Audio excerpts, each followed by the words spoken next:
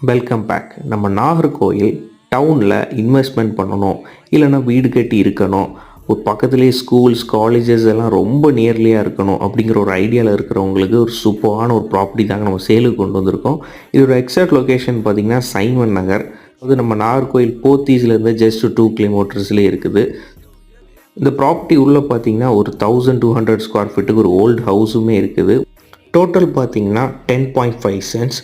ஒரு south east ஃபேஸிங்கில் இந்த வீடு இருக்குது. ஸோ அதுவும் ஒரு கார்னர் பிளாட். உங்களுக்கு வந்து டபுள் சைடு ரோடு வரும். ஸோ ரோடே பார்த்திங்கன்னா உங்களுக்கு 40 ஃபீட் மேலேயே இருக்குது. ஒரு சூப்பரான ஒரு ஏரியா.